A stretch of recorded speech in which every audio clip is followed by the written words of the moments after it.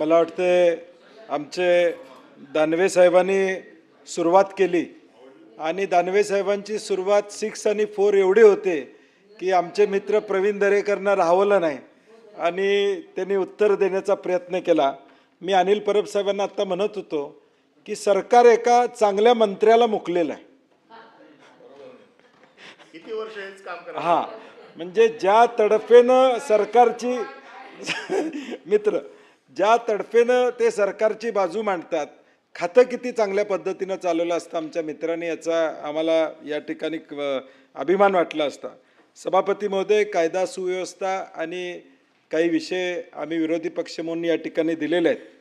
त्याच्यावर बोलत असताना या राज्यामध्ये ही राज्याची प्रगती जी काय झाली ती सातत्यानं आपण सांगतो. कायदा आणि सुव्यवस्था व्यवस्थित गेल्या 50-60 वर्षामध्ये असल्यामुळं हे राज्य एक प्रगतशील राज्य म्हणून या ठिकाणी ओळखलं जातं. परंतु आता राज्यातल्या कायद्याची परिस्थिती बघितली तर या देशामध्ये गुन्हेगारीमध्ये दुर्दैवानं नागपूरचा नंबर हा 2 नंबरला या ठिकाणी देशामध्ये लागतो. 1 नंबर पाटणा आहे. ही NCRBची आकडेवारी आहे 2024ची सभापती महोदय. बाल सुरक्षेच्या बाबतीत देखील हीच परिस्थिती या ठिकाणी. पोक्सोच्या कायद्यामध्ये देखील या ठिकाणी दुर्दैवानं 53 मिनिटानं एका मुलीवर या ठिकाणी अत्याचार होतो, ही आकडेवारी आपली या ठिकाणी. पश्चिम महाराष्ट्रामध्ये प्रत्येक जिल्हावाईज या ठिकाणी आकडेवारी काढली तर ही देखील आकडेवारी मोठी झालेली आपण या ठिकाणी पाहायला मिळते.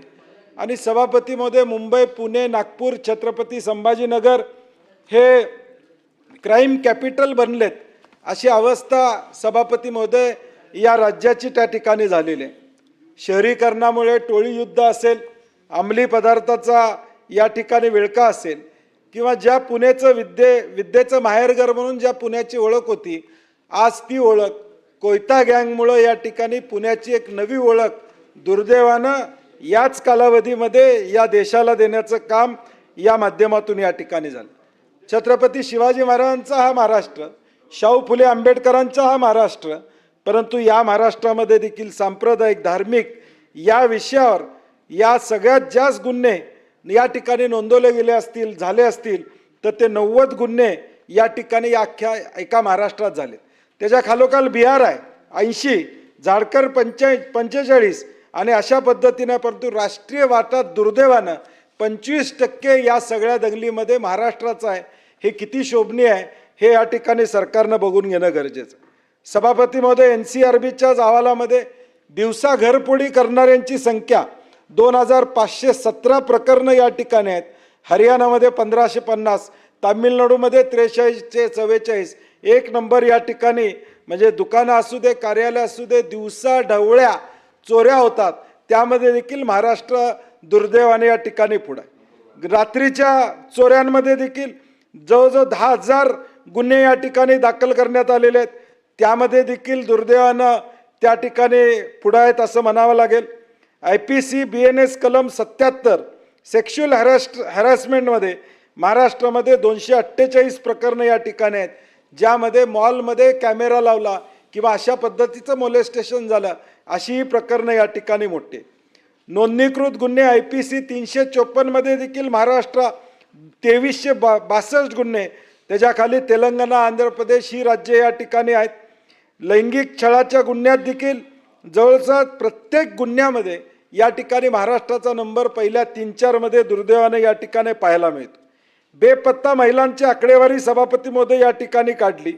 गेल्या 4 वर्षातली आकडेवारी, 4-5 वर्षातली आकडेवारीचा विचार केला तर जवळजवळ 1,97,000 या ठिकाणी बेपत्ता महिला त्या ठिकाणी झाल्या. सापडल्या त्यातल्या 1,82,000. आज देखील 15,574 महिला ह्या आज देखील मनीषाताई, चित्राताई सापडत नाहीत आपल्या महाराष्ट्रामध्ये. ही अवस्था आज देखील आपली या ठिकाणी. 7.87% महिला आज देखील या गायब झालेल्या या ठिकाणी सापडत नाहीत. ही अवस्था आमची या महाराष्ट्राची या ठिकाणी. 7 ड्रग्सचे आज गुन्हे सभापती महोदय देशामध्ये गुन्हे दाखल होतात. 7 गुन्हे दाखल झाले की 1 गुन्हा महाराष्ट्रात दाखल होतो. एवढा ड्रग्सचा परिणाम या दुर्दैवानं आज महाराष्ट्रामध्ये या ठिकाणी आहे.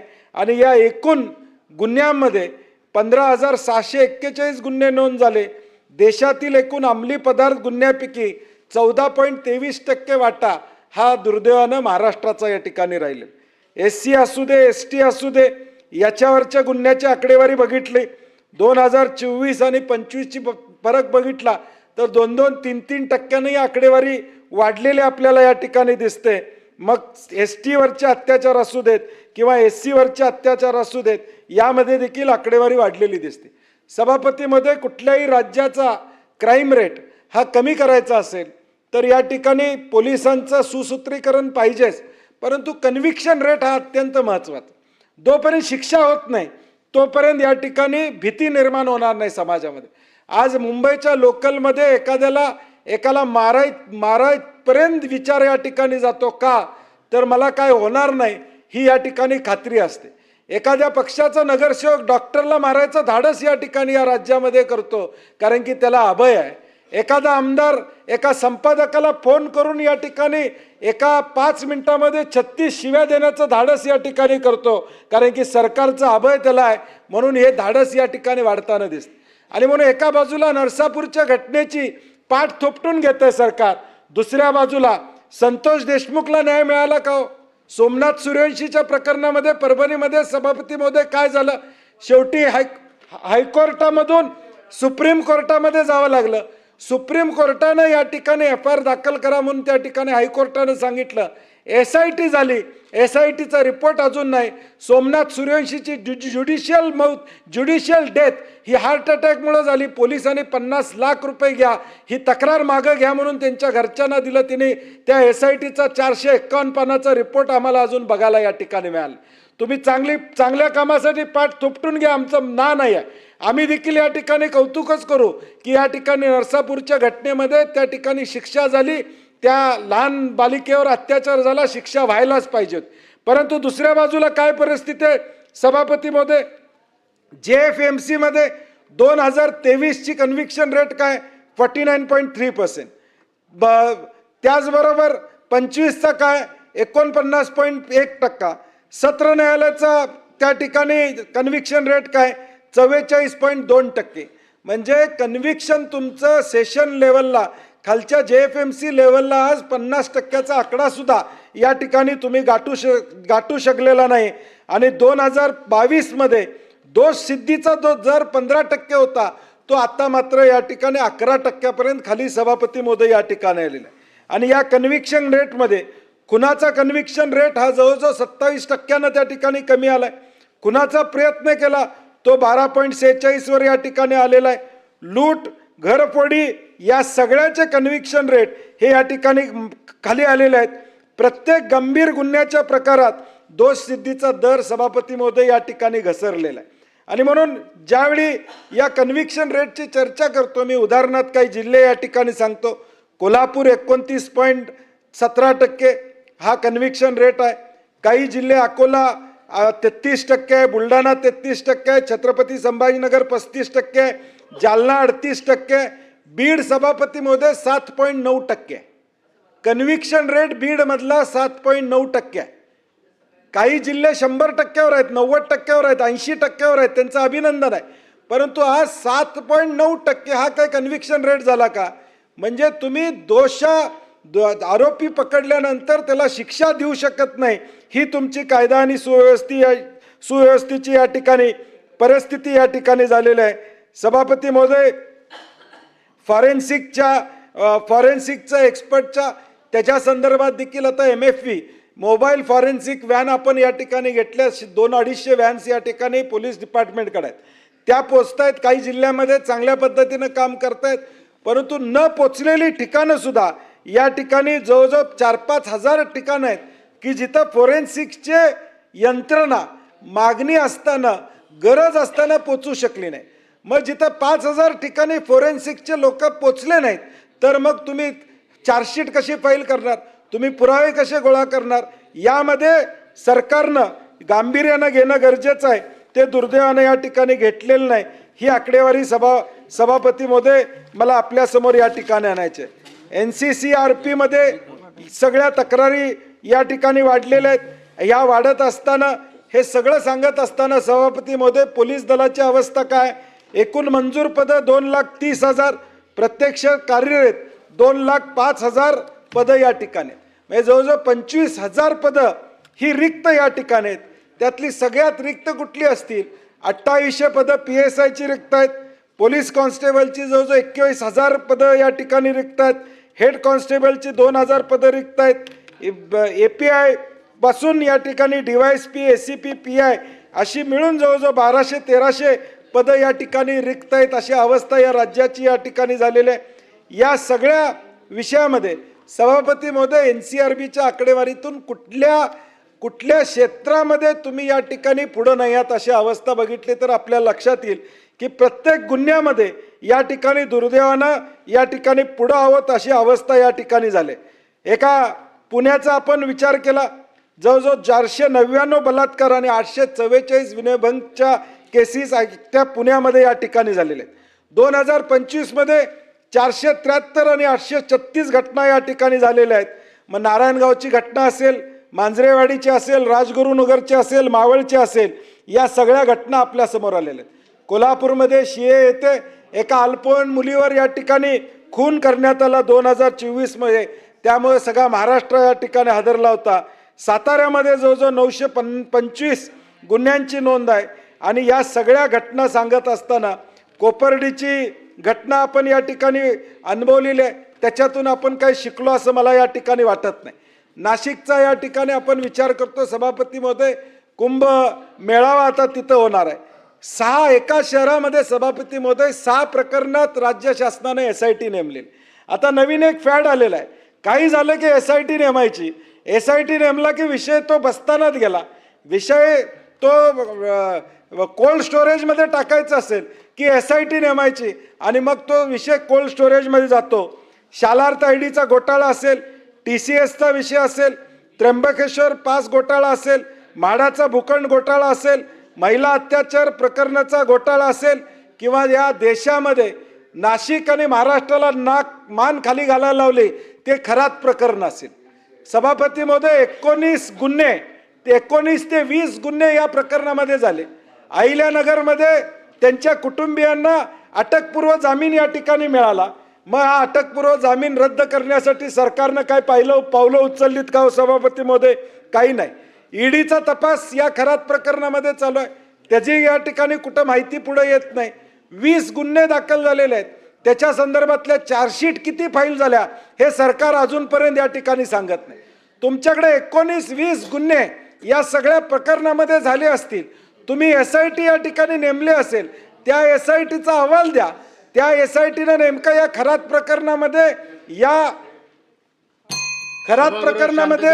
नेमकं काय केलं हे किमान या महाराष्ट्रातल्या लोकांना या ठिकाणी कळावं अशी आमची अपेक्षा आहे.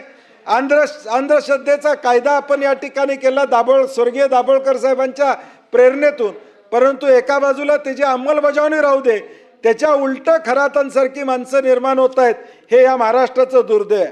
पुण्यामध्ये दारूच्या प्रकरणामध्ये जवळजवळ 17 बळी गेले. त्याचा या ठिकाणी त्याची जबाबदारी कुणावर या ठिकाणी आपण फिक्स करणारे आपण सांगू शकत नाही. आज लॉरेन्स बिश्नोई टोळीनं महाराष्ट्रामध्ये हैदोस घातलेला आहे.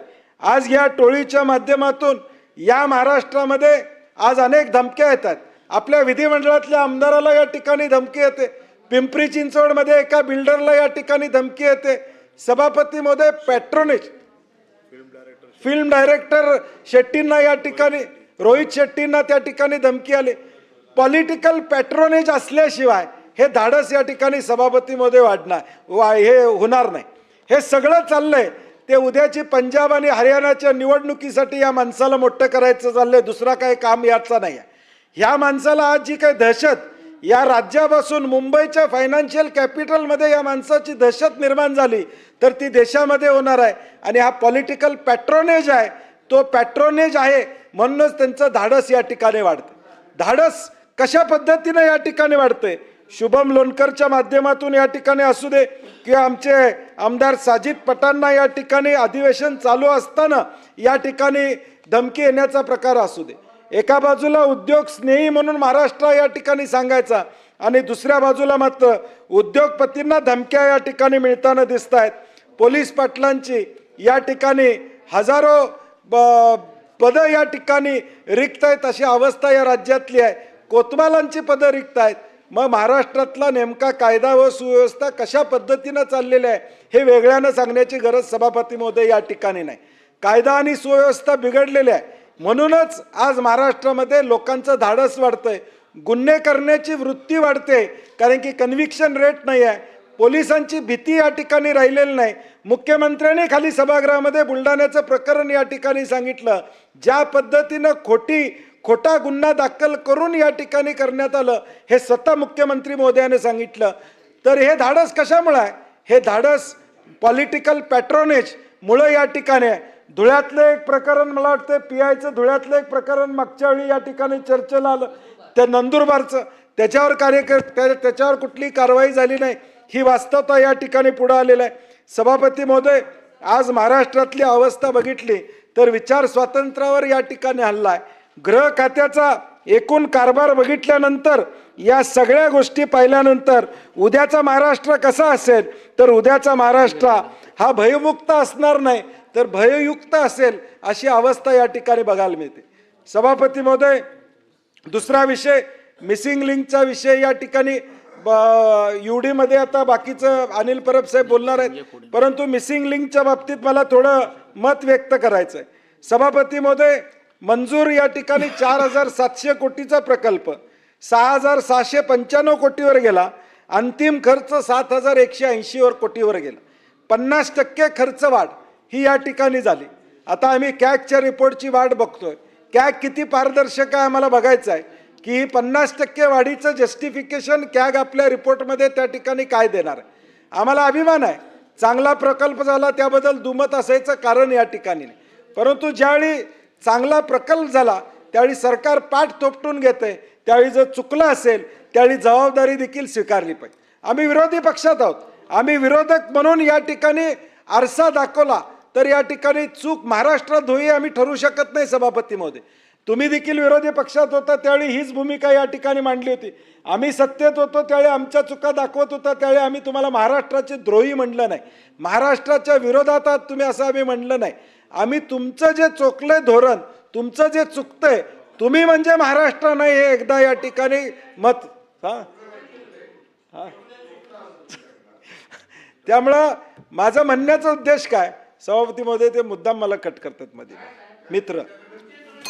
त्यांनी तुम्हाला जर ऑब्जेक्शन आला तर तुम्ही अजून 10 मिनिटं जास्त बोला. नाही मी क्या आता दुरुस्त करतो. सभापती मध्ये आमचा म्हणण्याचा उद्देश काय, आम्ही विरोधी पक्ष आहोत. सोशल मीडियावर जर कोण आरसा दाखवत असेल, आज सोशल मीडिया कुणाच्या हातात नाही आहे, कुणी ट्विट करावं, कुणी सोशल मीडियावर या ठिकाणी कॉमेंट्स टाकाय, तुम्ही अभिव्यक्तीचं स्वातंत्र्य या ठिकाणी दिलेलं आहे. परवा हायकोर्टामध्ये या ठिकाणी ज्यावेळी आपलं जिल्हाबंदीचा हद्दपारीचा आदेश एका कार्यकर्त्याला झाला, हायकोर्टानं सांगितलं की घोषणा दिल्या म्हणून तुम्ही हद्दपारी या ठिकाणी करू शकत नाही. बोलायचा अधिकार, मोर्चे काढायचा अधिकार हा सामान्य माणसाला या ठिकाणी सांगितलेला आहे. त्यामुळे सोशल मीडियावर कोणीतरी व्यक्त झालं म्हणून त्याला धारेवर धरणं हे मला वाटते महाराष्ट्राची संस्कृती नाही असं माझं मत आहे. सभापती महोदय, टेक्निकल काय विषय आहेत की हा DPR SN भोबे नावाच्या कंपनीने या ठिकाणी केला. हा पब्लिक डोमेनमध्ये DPR अजिबात उपलब्ध नाही.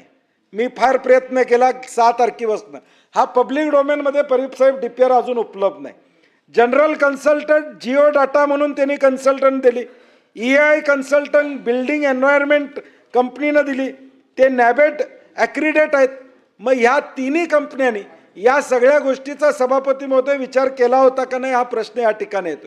NATM टेक्नॉलॉजी वापरली, चांगली टेक्नॉलॉजी आहे, त्याच्याबद्दल आमचं दुमत नाही, परंतु टेक्नॉलॉजी वापरल्यानंतर जे तिथं प्रत्यक्ष काम झालं सभापती महोदय ते दर्जेदार झालं का हा प्रश्न मूळचा या ठिकाणी आहे. 18 जूनला पहिल्यांदा त्या ठिकाणी दगड कोसळली, त्यावेळी त्या ठिकाणी 2 तास वाहतूक बंद करावी लागली. 29-30 जूनला टनेल क्रमांक 2 मध्ये मोठे स्लॅबचा भाग हा या ठिकाणी वाहनावर पडला, त्याची माहिती पोलिसांनी MSRDCला दिली, त्याच्यावर MSRDCनं काय कारवाई केली, त्यांच्याकडे ते तंत्रज्ञान आहे का माहिती घेण्याचा हा माझा प्रश्न आहे.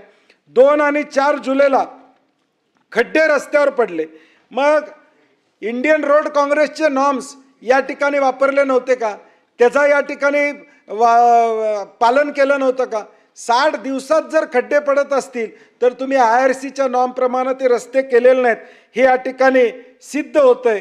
आणि म्हणून EIचा एन्व्हायरमेंट इम्पॅक्ट असेसमेंट ज्यावेळी झाली, पब्लिक हिअरिंग झालं, त्यावेळी या अहवालात स्लोप स्थिर ठेवण्यासाठी जे टेक्निकल गोष्टी करायला पाहिजे होत्या त्या केल्या होत्यात का, याचा खुलासा आम्हाला सरकारकडून या ठिकाणी पाहिजे. मग रॉक बोल्टिंग असेल, सॉईल नेलिंग असेल, रिटेनिंग वॉल्स असेल, गॅबियन वॉल्स असतील, ड्रेनेज डिझाईनचा विषय असेल, कल्वर्ट सायझिंग असतील, किंवा ज्या EIमध्ये आणि स्टेट एन्व्हायरमेंट इम्पॅक्ट असेसमेंटनं जी परवानगी दिली होती त्याच्यामध्ये ज्या अटी शर्ती घातल्या होत्या परब साहेब, त्यामध्ये आता मला आठवत नाही किती कोटी झाडं लावायची, ती जालन्याला लावायचं ठरलेलं आहे, इथली झाडं म्हणजे लावली तर माणसंच कुठं राहणार. हा, म्हणजे त्यातली आकडेवारी मी काल बघत होतो की हो ते पुढं आहे, झाडं लावायची होती, त्याचं काय झालं माहित नाही. DPR च्या विषयामध्ये जिओ टेक्निकल तपासणी अनिवार्य करण्यात आली होती, ती झाली होती का. Factor of safety, excavation support classes, इतर सगळे हे EIचे दस्तवेज कुठेही सभापतीमध्ये ऑनलाईन या ठिकाणी नाही आहेत. तुम्ही ज्यावेळी म्हणता हा गिनीज बुक ऑफ वर्ल्ड रेकॉर्डमध्ये वाईड म्हणजे रुंदीला सगळ्यात मोठा टनेल आहे, लांबीला नाही, रुंदीला सगळ्यात मोठा टनेल आहे, म्हणून गिनीज बुकमध्ये रेकॉर्डमध्ये तुमचं जर नोंद असेल तर लाडसाहेब या सगळ्या मिसिंग लिंकचे डॉक्युमेंट्स इंटरनेटवर टाका, लोकांना बघू द्या, जगाला बघू द्या की एक मार्वल कसा तयार होतो चांगला, आणि जग आपल्याकडून शिकेल की अशा पद्धतीचा प्रोजेक्ट करायचा. जर एवढाच चांगला असेल तर हे डॉक्युमेंट्स ऑनलाईन या ठिकाणी उपलब्ध का नाहीत, हा प्रश्न या ठिकाणी महत्त्वाचा आहे. आणि म्हणून सभापती महोदय, या सगळ्या घटना या ठिकाणी बघता सरकारकडून आम्हाला स्पष्टीकरण या ठिकाणी पाहिजे की या सगळ्या विषयामध्ये नेमकं काय घडलं हे आम्हाला अपेक्षित आहे. सभापती महोदय, सन्माननीय मुख्यमंत्री महोदयांनी काल सांगितलंय की मुंबईच्या पुरासाठी किंवा मिटिगेशनसाठी 13,000 कोटीचा प्रस्ताव या ठिकाणी आता आपण करत आहोत, उपाययोजना या ठिकाणी करणार आहेत. सभापती महोदय, मुंबईमध्ये पाऊस पहिल्यांदा पडला का? 2005ला पडला, 19ला पडला, 22ला पडला. मग आम्ही यंत्रणा म्हणून हे थांबवायसाठी कमी पडलो का? माझं सरकारला आव्हान आहे, 13,000 कोटीचा जो काय प्रकल्प केंद्राला पाठवलेला आहे त्याचं पब्लिक हिअरिंग घ्या, लोकांची मतं घ्या, नेमकं त्यातनं काय होणार आहे. वर्ल्ड बँकेतून पैसे येत आहेत, परंतु नेमका त्याचा फायदा ह्या मिटिगेशनसाठी होणार आहे का, मग कॉन्क्रिटीकरण कंत्राटदारांसाठी जिथं गरज नाही तिथं कामं करण्यासाठी होणार आहे. आणि म्हणून माझी सरकारला विनंती आहे, 13,000 कोटी रुपये मुंबईसारख्या फायनान्शियल कॅपिटलला येत असतील, हा राजकीय विरोधाचा भाग या ठिकाणी नाही.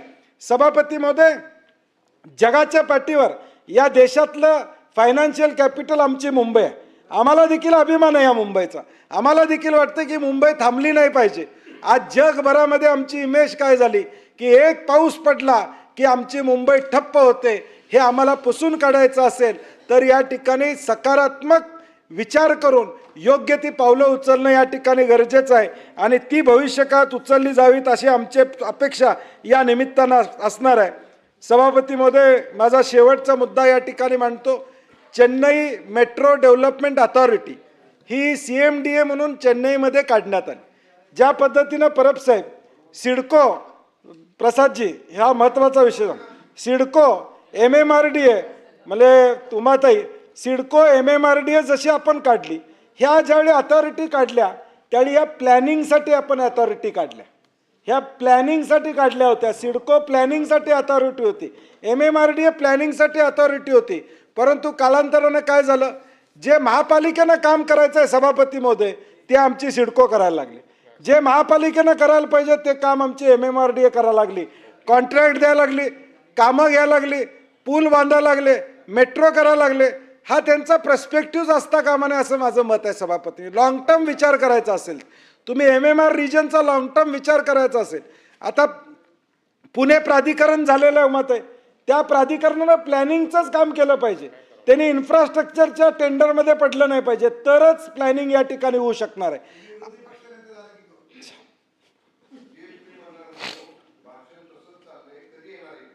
तुम्ही ज्यावेळी मान्यता देशील त्यावेळी आमचं ठरलंय का, आपलं ठरलेलं नाही. विरोधी पक्षाचं आपलं ठरलेलं नाही असं त्यांचं म्हणणं आहे. विरोधी पक्षाचं तुमचं ठरलेलं नाही म्हणणं. चला सन्मान्य सदस्य माझ्याकडे बघून बोला त्यामुळे सभापती महोदय आपण त्यांच्याकडे बघून नका, त्यांचं ऑलरेडी ठरलेलं आहे, तुमचं किती काय ठरू दे.